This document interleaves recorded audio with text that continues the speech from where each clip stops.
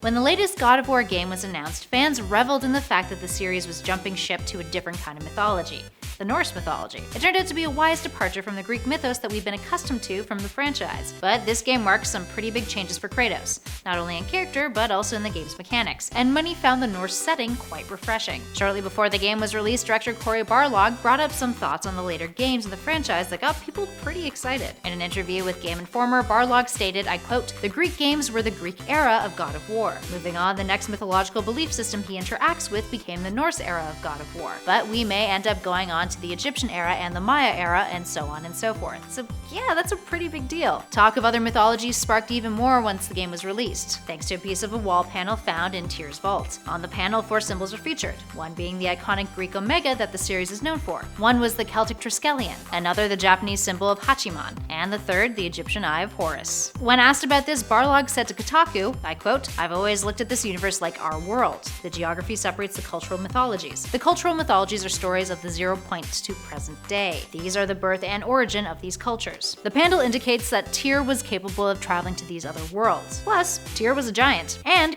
Kratos clearly traveled from the Greek realm to the Norse one. So considering these 2 points, Atreus most definitely would have the capacity to learn how to do the same. Now back at E3 2016, Barlog had stated that the team was into the idea of doing an Egyptian setting. I quote, "Egyptian mythology is about the pharaohs as embodiment of the gods on earth. And there's a lot more about civilization. It's less isolated, less barren. Having too much around distracts from the central theme of a strange and a strange place." Now, considering the team's enthusiasm towards ancient Egypt, if the series were to start expanding after the Norse era, it seems likely that the team would choose to go the Egyptian route. So with all that information, what can we gauge about a hypothetical God of War game set in ancient Egypt? What would it entail? Well, for starters, let's look at the roster of gods from the Egyptian mythology. We have Osiris, Isis, Ra, Horus, Bes, Bast, Set, Nekhbet, Anubis, Shu, Jeb, and Nut, and so many more. But there's a few of these that are pretty important players in the mythos. So for starters, Ra is the sun god, the pharaoh of the world, with each day his golden sunship sailing across the sky, traveling through the underground world of Duat during the night, fighting off monsters. After many centuries, Ra became old and senile, and gave his throne to Osiris, heading up to the heavens instead. But more on him in a second. Next are Jeb and Nut, the god of the earth and the goddess of the sky. These two were very much in love,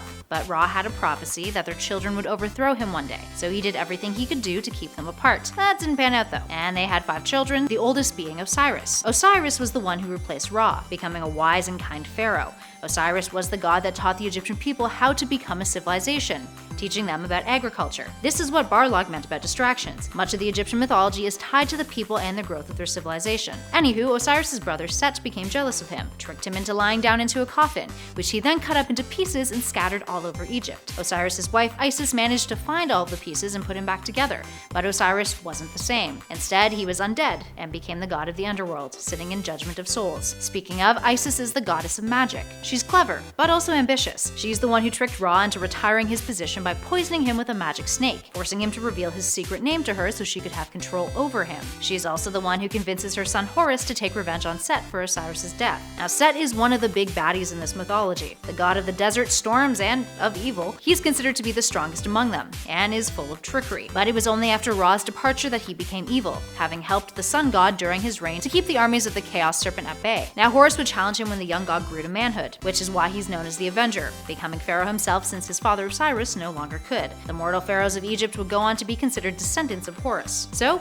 all in all, there's some solid family trouble and toil going on between these Egyptian gods. And we all know how familial ties tend to play out when it comes to the God of War franchise. That being said, there are plenty of friendly gods in the mythos, so we may see some more friends rather than just an onslaught of foes. Now, how would Kratos and Atreus play into this? Well, if some of the speculation is correct, Atreus will eventually take over for his father in the series, which would open up the possibilities in terms of his interactions with the Egyptian gods. So what would that mean? Well, for starters, even though we've been promised by the God of War team that this game won't be the last we see of Kratos, there's a very strong possibility that the Norse era will be his last. He'll be totaling around 10 games by that point. Considering that the series has shown with its latest installment that it's not afraid of change, boldly switching up the approach for God of War in not only story but also in mechanics, having another drastic change occur down the road isn't something that's unimaginable. Atreus could very well become our new protagonist in the Egyptian era. If that were the case, what would his narrative be like? Well, let's take a look at the themes that the games have juggled in the past: revenge, controlling one's rage, and of course, family dynamics. Atreus, or Kratos for that matter, will likely be thrust into some sort of immortal conflict. Perhaps Atreus finds himself romantically involved with one of the gods. Or, like his father, the gods may intervene in his life and harm someone he's close to. Perhaps that's how Atreus becomes our protagonist.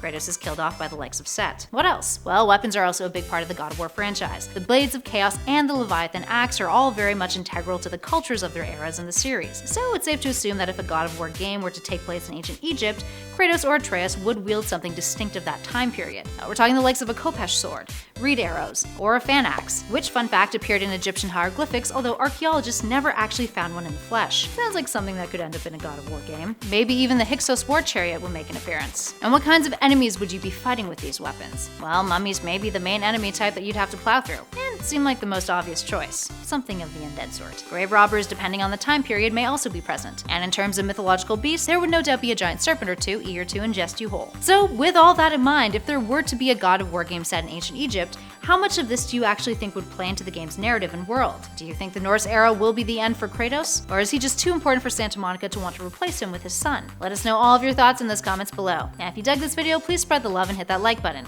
And be sure to subscribe to Top 10 Gaming for all of your gaming needs, from news, highlights, lists, updates, and even what-if videos like this. In the meantime, thanks for watching, everybody. I'll catch you on the next video.